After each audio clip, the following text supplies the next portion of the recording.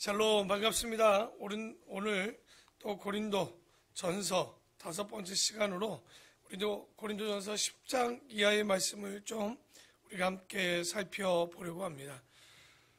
고린도 교회는 이방인 나라였죠. 그리고 이 교인들이요, 그 가운데서도 기독교로 개종한 사람들이 꽤 있었습니다. 그러나 문제가 있었죠. 그게 뭐냐면 이 기독교로 개종한 이후에도 이방 제사 재단에 참석하여 우상을 숭배하는 일들이 벌어집니다. 그러니까 고린도전서 10장에 보면 그 사건 가운데 바울은요, 구약의 이야기들을 들어 본을 보입니다. 그게 어떤 사건이냐? 바할 부월의 사건과 또 이 출애굽합 이후에 이 우상을 만드는 사건, 그리고 고라 자손의 폐역 등을 구체적인 사건들을 들어보이면서 뭘 보여주냐? 바로 그 우상 숭배를 통한 치명적인 결과를 가져왔다는 것. 그러기에 너희들은 그 길을 걷지 말라. 이런 본보기를 보여줍니다. 그래서 6절에 보면 이러한 일은 우리의 본보기가 되어 우리로 하여금 그들이 악을 즐겨 한 것 같이 즐겨하는 자가 되지 않게 하려고 그 본을 보여줬다는 거죠. 그러니까 그 본보기의 거울이 뭐냐? 바로 성경의 거울이요, 역사의 거울인 것이요. 그러니까 역사책을 우리도 부단히 보고 성경책을 부단히 보면 그 가운데 본이 되어서 가지 말아야 될 길들을 알게 될 텐데, 7절에 그들 가운데 어떤 사람들과 같이 너희는 우상 숭배하는 자가 되지 말라. 기록된 바 백성이 앉아서 먹고 마시며 일어나서 뛰노다함과 같으니라. 그러니까 여러분, 이거 언제 사건이냐면 모세가 십계명을 가지고 시내산에 올라가서 잠시 올라가 내려오지 않으니까, 그러니까 밑에 있던 백성들이 견디지 못하고 어떻게 합니까? 아론에게 금송아지를 만들고 그걸 가지고 기뻐해서 먹고 마시며 우상 앞에서 뛰노는 장면을 이야기한 거예요. 그래서 그들 중에 어떤 사람들이 음행하다가 또 그 뒤에 보면 하루에 23,000명이 죽었나니 우리는 그들과 같이 음행하지 말라. 이건 민수기 25장에 보면 또 23,000도 아니고 또 24,000입니다. 또 이런 실수들이 좀 있기는 하지만 바알보월의 사건이나 이런 사건들을 계속해서 이야기합니다. 그래서 11절에 그들에게 일어난 이런 일을 본보기가 되고 또한 말세를 만난 우리를 깨우치기 위하여 기록되었느니라. 그런즉 선줄로 생각하는 자는 넘어질까 조심하라합니다. 그러니까 우리가 항상 믿음으로 겸손하게 살아야지, 조금만 내가 좀 신앙이 있으니까, 내가 좀 믿음이 있으니까, 내가 직분자니까, 그러니까 말씀 좀 안다고, 교회가 부흥됐다고, 내가 경험 좀 해봤다고 했다가 선줄로 생각했다 넘어지는 일들이 있으니 조심하라고 얘기하죠. 우리 13절은요, 우리 영상이나 이 자리에 있는 분들이 한번 이 말씀이 우리에게 굉장히 위로가 되기도 하고 힘이 되기도 합니다. 그리고 많이 들려지는 이야기죠. 한번 합독하면서 읽어보겠습니다. 시작. 사람이 감당할 시험 밖에는 너희가 당할 것이 없나니 오직 하나님의 밑부사 너희가 감당하지 못할 시험 당할을 허락하지 아니하시고 시험 당할 즈음에 또한 피할 길을 내사. 여기 보니까 시험이 없다는 말씀이 더 은혜가 될 수 있겠지만, 그러나 우리의 인생엔 절대 시험이 없을 수 없습니다. 그러나 시험의 목적이 뭐냐? 유혹과 시험은 다릅니다. 이 두 가지가 일어나는 일을 우리는 시련이라는 이야기를 합니다.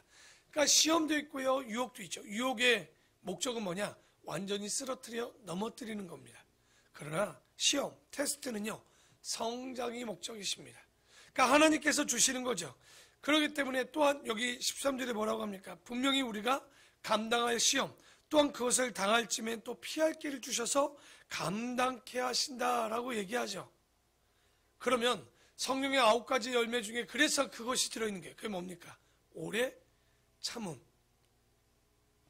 왜냐하면 반드시 우리가 견디고 있으면, 하나님께서 참고 견디다 보면 피할 길을 주시고 감당케 하시면 우리가 이겨낼 수 있다라는 거예요.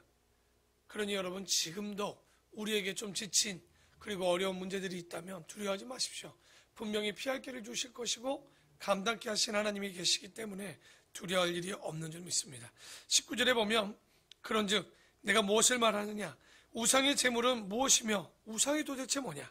무릇 이방인이 제사하는 것은 귀신에게 하는 것이요 하나님께 제사하는 것이 아니니 나는 너희가 귀신과 교제하는 자가 되기를 원하지 아니하노라.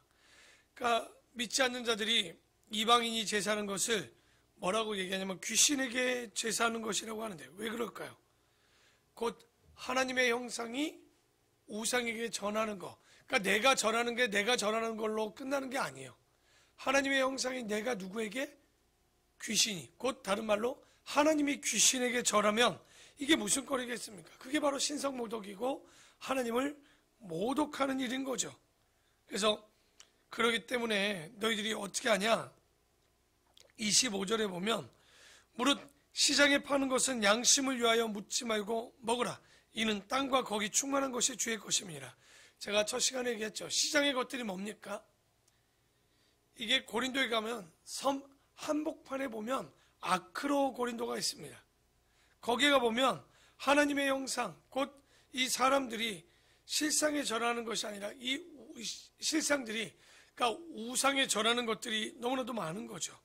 그러니까 거기 가서 이런 것들을 위해서 아무거나 먹을 수 있지만 그 불신자 중 27절입니다. 불신자 중 누가 너희를 청할 때 너희가 가고자 하거든 너희 앞에 차려놓은 것은 무엇이든지 양심을 위하여 묻지 말고 먹으라. 그러니까 믿지 않는 자들이 여러분들을 초대했을 때 이거 우상에 바쳤어요? 이 우상의 제물이에요? 묻지 말고 먹을 수 있다는 거예요. 그런데 누가 너희에게 이것이 제물이라 말하거든 알게 한 자와 그 양심을 위하여 뭐 하지 말라고 합니까? 먹지 말라는 거예요. 그러니까 그 사람이 먹는 걸 가지고 마음에 걸린다면 바울은 뭐라고 그랬어요? 9장에 평생 자기가 먹지 않을 수 있다라고 얘기했죠. 그래서 우리의 자유와 권리는요, 약한 자들을 위해서 얼마든지 제한될 수 있습니다. 제한해야 됩니다. 나는 자유로워도 믿음이 연약한 자들을 위해서. 그래서 31절에 그런즉 너희가 먹든지 마시든지 무엇을 하든지 다 하나님의 뜻, 하나님의 영광을 위해서 하라는 얘기는 다 마실 수 있고 기쁨으로 하라는 얘기도 있겠지만 저 믿음이 연약한 자들을 위해서 안 먹을 수도 있는 거예요. 먹을 수도 있는 거예요. 다 하나님의 영광을 위해서 하고 유대인에게나 헬라인에게나 하나님의 교회에나 거치는 자가 되지 말라. 곧 어떻게 보면 누구 때문에 교회 가기 싫고 누구 때문에 꼴 보기 싫어 교회 가기 싫다라는 이런 게 아니에요. 그래서 우리가 교회에서 누가 봐도 보기만 해도 즐거운 사람이 좀 되었으면 좋겠어요. 그러려면 여러분의 표정, 여러분의 마음, 말 이게 달라져야 돼요. 그러니까 여러분이 어딜 가도 그곳이 정말 웃음이 끊이지 않는, 그렇지 않고 여기 보면 어떤 자들이 됩니까? 유대인에게나 헬라인에게나 하나님의 교회나 그러니까 걸림돌이 되는 자들이 굉장히 많이 있는 거죠. 트러블 메이커라고 그러죠. 문제만 일으키는 사람들. 그러니까 그런 사람들의 특징은 뭐 말하지 않아도 알 겁니다. 그래서 33절에 나와 같이 모든 일에 모든 사람을 기쁘게 하여 자신의 유익을 구하지 아니하고 많은 사람의 유익을 구하여 그들로 구원을 받게 하라. 그래서 항상 모든 일에 뭘 위해서 하라. 모든 것이 가하나 또 모든 것을 하지 않는 거예요. 왜? 덕을 세우는 것이 우리에게 목적이 되어야 되는 거죠. 내 자존심보다 하나님의 영광을 위해서 그 덕을 쌓는 이런 마음이 바로 하나님을 기쁘게 할 수 있다는 거 여러분 좀 기억하시고요. 또 11장에 보면 요즘 우리에게 굉장히 중요한 말씀일 수도 있습니다. 왜냐하면 불변하는 성경과 변하지 않는 성경과 변하는 세상 속에서 우리가 어떻게 해석을 해야 되는가.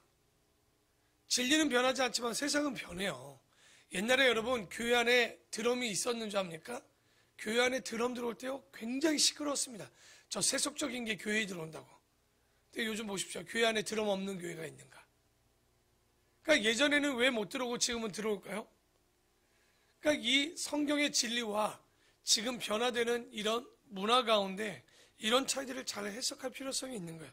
그래서 5절에 보니까 여자가 머리에 모자 쓰는 문제가 있었다고 그랬죠. 5절에 보니까 무릇 여자로서 머리에 쓴 것을 벗고 기도나 예언을 하는 자는 그 머리를 욕되게 하는 것이니 이는 머리를 민 것과 다름이 없다는 거예요.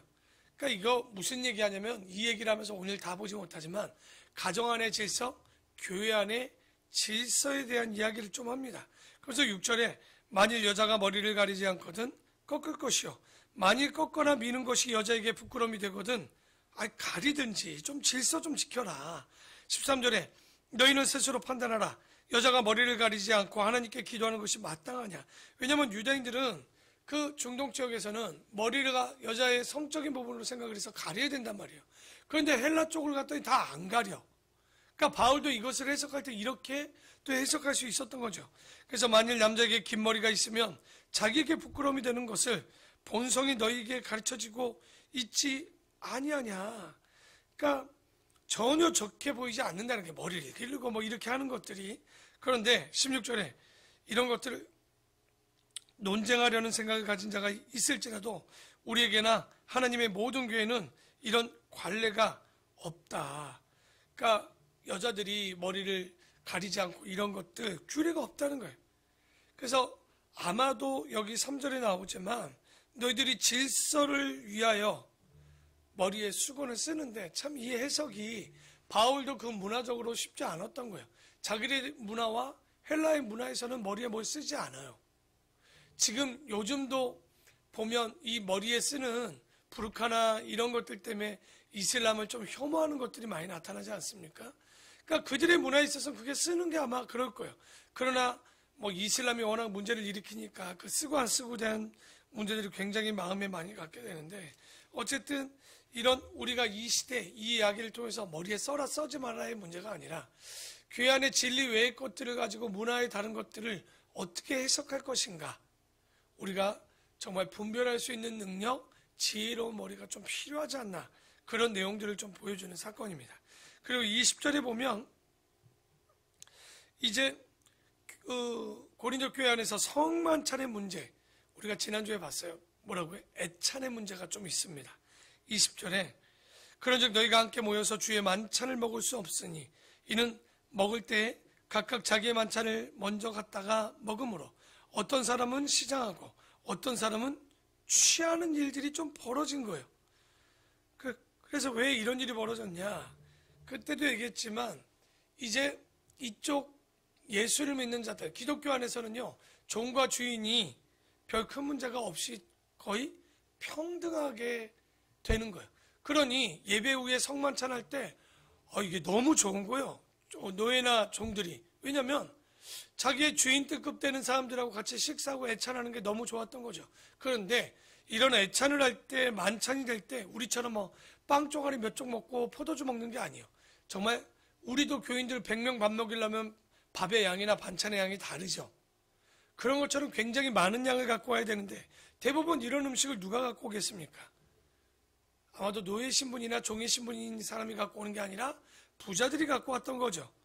그런데 문제는 한두 번은 즐겁게 먹었지만 매번 얻어먹으니까 이 노예나 종들이 빨리 집에 돌아가는 일들이 있었던 거예요. 그러면 이 부자들이 좀 그리고 뭐 자기들이 갖고 왔다고 사람들이 오기도 전에도 먼저 먹는 사람들도 있었던 거예요. 이런 문제들이 너무 일어나니까 22절에 이렇게 얘기합니다. 너희가 먹고 마실 집이 없느냐? 너희가 하나님의 교회를 없인 여기고 빈궁한 자를 부끄럽게 하느냐? 내가 너희에게 무슨 말을 하랴? 너희를 칭찬하랴? 이것으로 칭찬하지 않겠노라. 아니 자기가 많이 가져왔다고 자기가 먼저 먹고 많이 먹고 그래서 가난한 자를 부끄럽게 하는 게 맞냐고. 그러면서 내가 너희에게 전한 것은 주께 받은 것이니 곧 주 예수께서 잡히시던 밤에 떡을 가지사 축사하시고 떼어 이르시되 이것은 너희를 위하여 내 몸이니 이것을 행하여 나를 기념하라 하시고 식후에 또한 그와 같이 잔을 가리시고 이르시되 이 잔은 내 피로 세운 언약이니 이것을 행하여 마실 때마다 나를 기념하라 하셨으니. 여러분 아마도 이거 그래서 성만찬을 얘기하는 거예요. 우리가 주를 위해서 먹고 마셔야 되는데 주님 오실 때까지 기념하라고 했더니 그걸 가지고 마음대로 먹고 취하는 게 맞느냐 이렇게 하는 거죠. 근데 여기 조금 24절 25절 좀 많이 듣던 이야기죠. 언제 듣는 이야기입니까 이거? 성찬식 때 많이 하죠. 근데 저희 교회는 이 본문 가지고 안 해요. 이거 실제 바울이 굉장히 화내면서 한 얘기예요. 야, 예수님은 이렇게 자기의 몸과 피를 들여서 너희들에게 만찬을 기념하라고 했는데 어찌하여 너희들은 먹고 마시고 취하고 가난한 자를 부끄럽게 하느냐?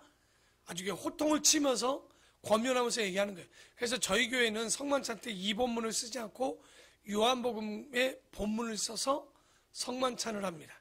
그 이유가 이게 아무리 좋은 말씀에도 화내는 이 말씀을 가지고 쓸 수는 없어서 아마 그렇게 좀 우리는 다른 본문을 쓰고 있죠.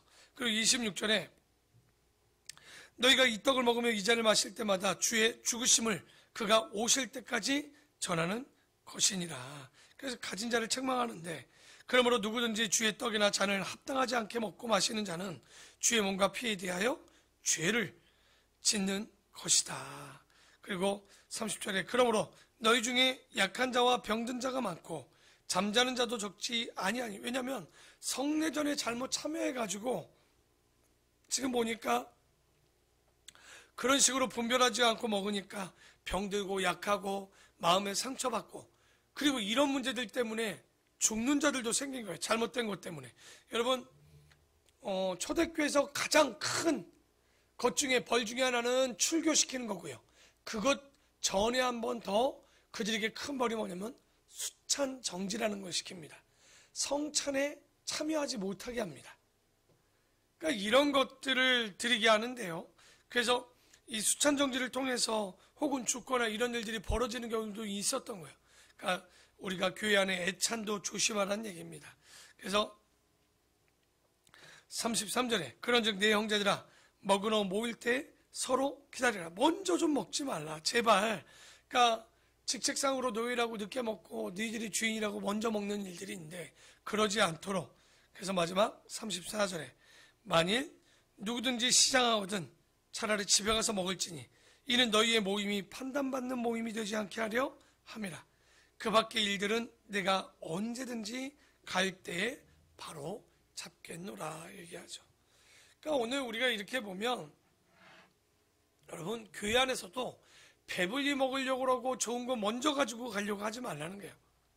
항상 함께 먹고 더불어 먹고 나눠 먹고 내가 덜 먹고 기본 정신은요 항상 교회 안에서 사람을 존중하고 양보할 수 있는 겸손한 마음을 좀 가졌으면 좋겠어요. 사람 마음은요 좋은 거 먼저 갖고 싶은 게 맞는 말이에요. 목장을 들어가도 조금 좋은 목장 들어가고 싶은 게 인간의 마음이에요. 그러나 합력하에 선을 이루고 결론을 보면요 조금 어려웠던 목장이 더 은혜롭고요. 죄가 많은 곳에 뭐가 많다고 그랬습니까? 주의 은혜도 많다라고 하지 않았습니까? 그러니까 우리가 그런 진리를 한다면 정말 어려운 곳 그리고 내가 먼저 겸손하고 섬기는 곳에 은혜가 있는 거죠. 그래서 오늘 이 말씀을 잘 보시고 고린도 교회의 문제들이 우리 교회의 문제고 우리 한국 교회의 문제들이 이 고린도 교회의 문제를 보고 본을 받아서 성경의 역사의 본을 이렇게 잘 보고 우리가 가지 말아야 될 길들은 가지 말고 갈 길은 잘 가서 우리가 어떻게 사느냐도 중요하지만 뭐가 또 중요합니까? 어떻게 믿느냐도 중요하고 그러나 어떻게 믿느냐보다 진짜 그 믿음을 가지고 어떻게 사느냐가 우리의 신앙생활이 되어질 거예요. 그래서 우리가 믿음을 가지고 이제는 우리가 이곳에서 어떻게 사느냐, 내가 어떤 목장에서 어떻게 행동하느냐, 가정에서 어떤 말과 행동을 하느냐, 이런 믿음의 행동을 하나님 말씀 안에 바르게 살아가는 아름답고 복된 우리 모든 성도님들이 되기를 축원합니다. 기도하겠습니다.